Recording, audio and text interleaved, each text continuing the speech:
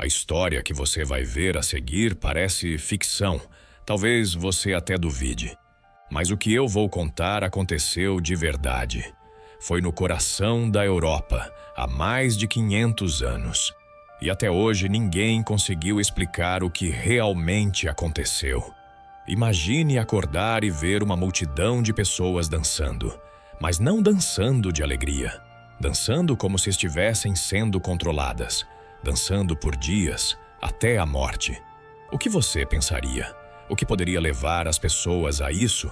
Um castigo de Deus? Uma possessão demoníaca? Uma maldição antiga? Ou, talvez, algo vindo de outro lugar? Essa é a história da epidemia de dança de 1518, um dos episódios mais estranhos, assustadores e inexplicáveis da história humana. Para conhecer a história completa, já deixa o like e continua comigo, porque o final é surpreendente. Tudo começou em julho de 1518, na cidade de Estrasburgo, atual França. Era verão. O ar estava pesado e o calor insuportável. A Europa passava por um período de fome, doenças e tensão religiosa. As pessoas acreditavam que estavam vivendo o fim dos tempos. No meio desse cenário, uma mulher chamada Frau Trofea saiu de casa e começou a dançar, sem música, sem motivo, sem parar. Os vizinhos olharam e riram, depois se preocuparam. Mas ela continuava, horas e horas, sem descanso, dias inteiros, como se estivesse em transe. Quando tentavam segurar seus braços, ela se debatia. Os olhos estavam abertos, mas vazios. Era como se algo tivesse tomado o controle do corpo dela.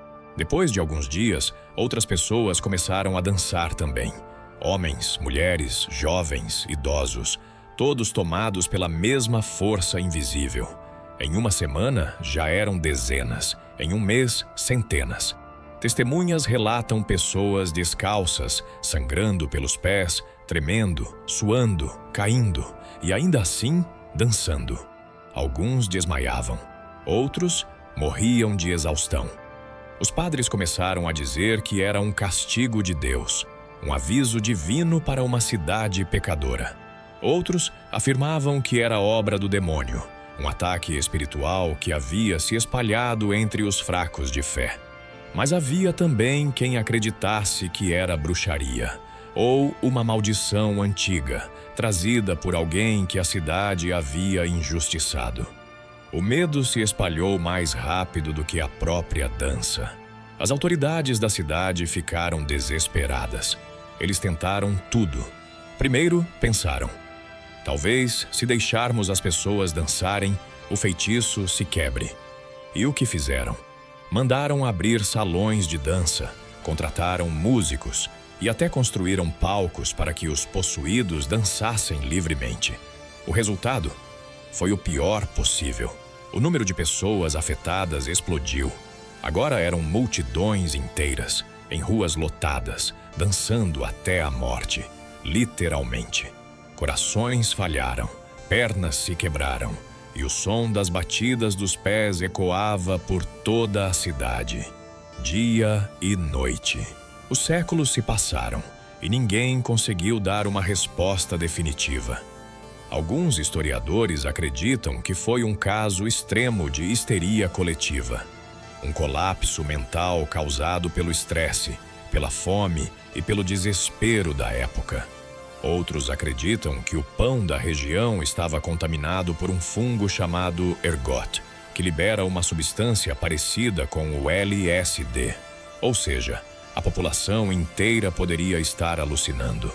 Mas há um detalhe: se fosse apenas alucinação, por que todos dançavam do mesmo jeito? Por que os movimentos eram ritmados, coordenados, quase como se obedecessem a um comando?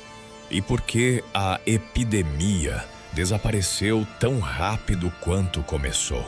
Muitos religiosos da época acreditavam que a cidade estava sendo punida por São Vito, o santo padroeiro dos dançarinos. Diziam que ele havia sido ofendido e que sua fúria estava se manifestando em forma de dança.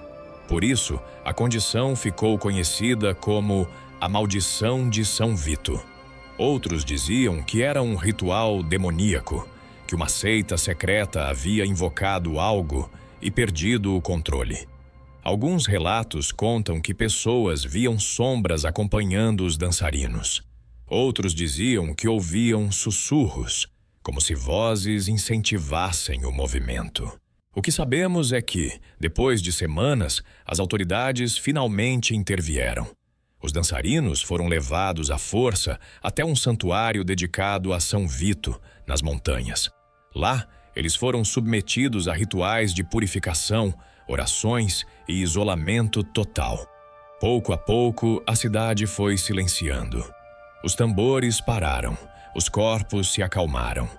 E, como começou, o fenômeno simplesmente acabou.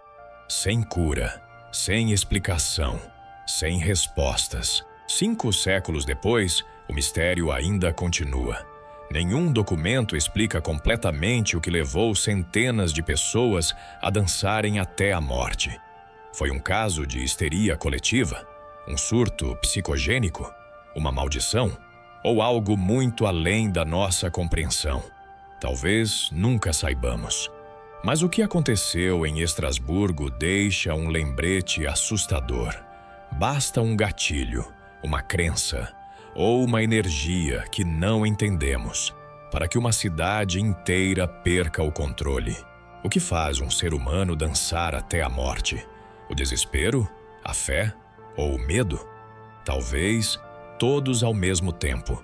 E se hoje olhamos para trás e achamos isso impossível, basta lembrar: existem forças, ideias e influências que moldam nossas ações, mesmo quando acreditamos estar no controle. Afinal, será que estamos?